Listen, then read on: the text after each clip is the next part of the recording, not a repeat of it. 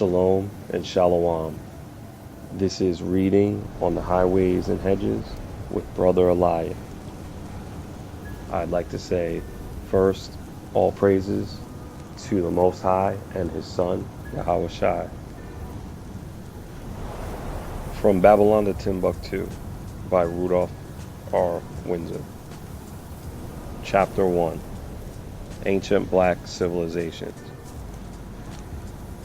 More than 6,000 years ago, in the land called Mesopotamia, there developed the most remarkable civilization known to mankind. This civilization was centered between the Tigris and Euphrates River. These rivers began in the mountains of America and flow in a southeastern direction towards the Persian Gulf. The soil of this area is extremely fertile because of the olive veil deposits brought down by the two rivers. European civilization developed from ancient black civilizations.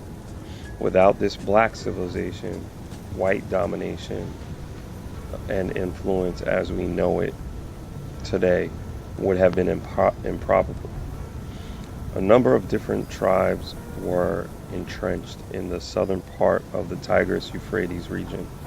This southern section was known at different times by many names, among which are Sumer, Akkad, and Chaldea. But the name best known to us is Babylonia. This area was also the location of the Garden of Eden, and the people of this region were jet black. I shall prove conclusively that the black people have the most ancient history of all humans. The best available source of proof is the history of the Jews, known as in the Bible. In Genesis 2:10 it is written, "And a river went out of Eden to water the garden, and from thence it was parted and became into 4 heads. There were 4 rivers which watered the garden of Eden, and I shall cite the 3rd and the 4th rivers first. Then I shall proceed to the 1st and the 2nd rivers, because it fits better into my line of reasoning." Genesis 2:14 reads, "And the name of the 3rd river is Hedges, that is, it which goeth forth toward the east of Assyria. And the 4th river is the Euphrates." Commentators and scholars have identified the river Hedges as, they say it is the Tigris River. Now I shall cite Genesis 2:13, and the name of the 2nd river is Gihon. The same is it that compasseth the whole land of Ethiopia. Because the Garden of Eden is associated with the land of Ethiopia, we can conclude that the people were black. Rashi, the 11th century commentator on the Bible, said that Gihon is the Nile River that bows through eastern Africa. Rashi most likely makes this point because the Nile flows in Ethiopia and into Egypt. Dr. Spicer, who was a professor of the University of Pennsylvania, said there is no basis for the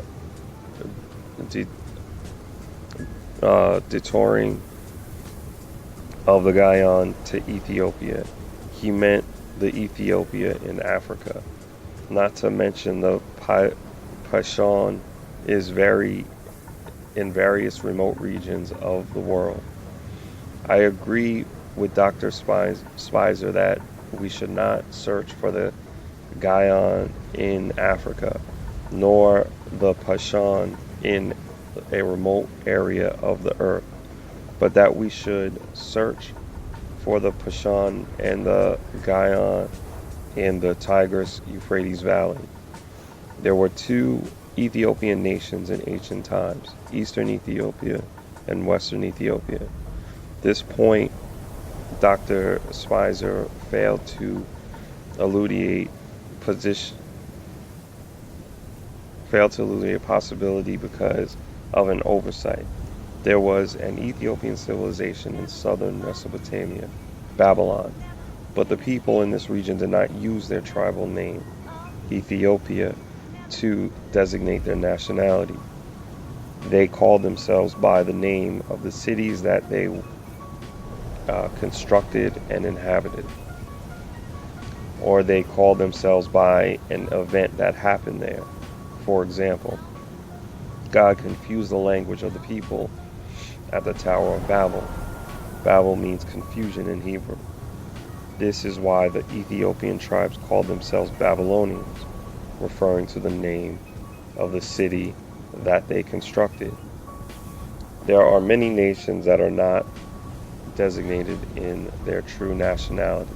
For example, the white Australians came from England, but those Englishmen who lived in Australia do not call themselves by their ancestral name.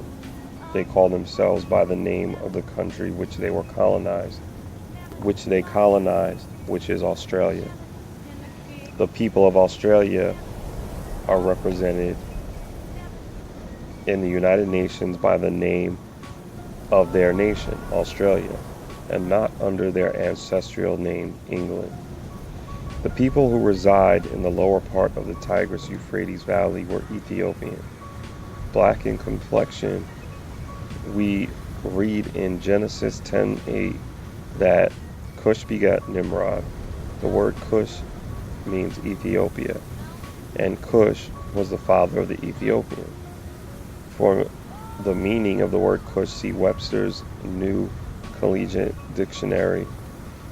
Nimrod was a mighty Ethiopian conqueror and builder of the land of Shinar. We find in Genesis 10:8-10 that Nimrod ruled over such cities as Babylon, Erech, Akkad. All these cities are situated in the land of Shinar. Another name for Shinar is Sumer. This civilization was of a high order and one of the oldest civilizations in ancient times. In Genesis 10:7, we read, "And the sons of Cush, Seba and Havilah." Now, we have learned that Havilah was the son of Cush, who was an Ethiopian. The word Havilah became the name of a tribe and a region known as the land of Havilah. And the Havilites, Ethiopians, lived in the land of Havilah. Moreover, scholars have located the land near the Persian Gulf. In search of the land of Havilah, we find that there was another Havilah who was one of the sons of Joktan. Read Genesis 10:26-29. But this Havilah was of the line of Shem. Read Genesis 10:22. Noah had 3 sons, Shem, Ham, and Japheth. The children of Shem are called Shemites. The sons of Ham are called Hamites. And the son of Japheth are called Japhite. We should not confuse Havilah, the son of Joktan, with Havilah, the son of Cush.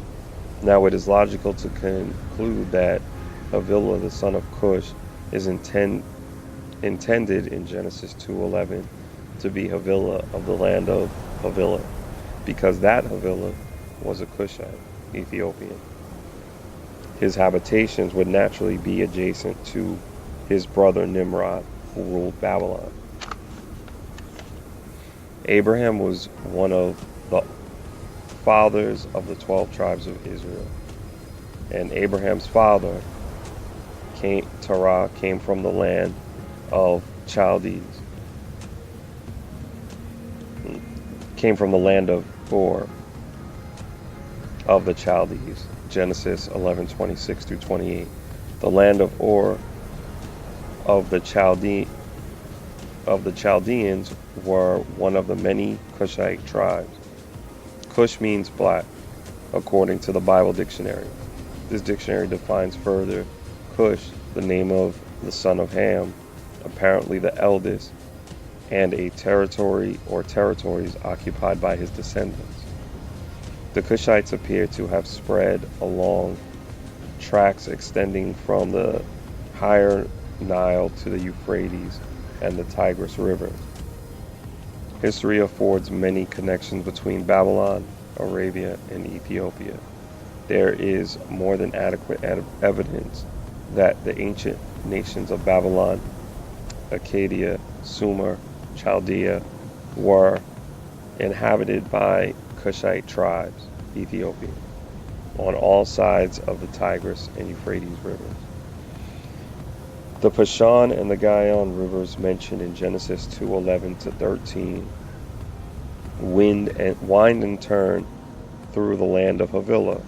Some were near the Persian Gulf, although it is difficult to identify these two rivers exactly. Most likely, the center of the Garden of Eden was in the lower part of the Tigris-Euphrates Valley. This was the most fertile region of the Middle East, with its many canals and lakes. No wonder it was called the Garden of Eden. It was so well watered that the vegetation looked better than an English park. Sumer and Kish. Before the dispersal of mankind at the Tower of Babel, this region was not called Babylon. It was only after the confusion of the language and dispersal of the people that the name Babel was given to the tower. This conclusion is reached by way of logic. What was the name of the region of the tower before the confusion of the language and the dispersal? Webster's dictionary says Sumer is the southern division of ancient Babylon. Moreover, this same dictionary says on page 849, Samaria and pre-Semitic population of the lower Euphrates Valley. The pre-Semitic population means that the black Sumerians were the first. This point is in harmony with my original position that the people of lower Mesopotamia were Eastern Ethiopians. These Sumerians or Ethiopians and their kindred appear to have settled along the tracks from Mesopotamia to India. This area now includes southern Iran, Afghanistan, Pakistan, and northwest India. The first and second allusions to Sumer in the Bible are in Genesis 10:10 and 11:1 under the name Shinar. Webster's dictionary hints to this relationship of Shinar and Sumer. This is definitely a blood relationship between the Dravidian tribes of India and the Ethiopian Sumerians. The Sumerian civilization preceded the Babylonian. The Sumerians are founded cities that existed more than 4,000 years BC, such as Eridu, Lagash, Nippur, Kish, and Ur. Archaeologists have found skeletons of ancient Dravidian and Netta types in Ur and Kish. Antiquated Sumerian statuettes resemble the statuettes of Dravidian civilization. That's the end of chapter 1.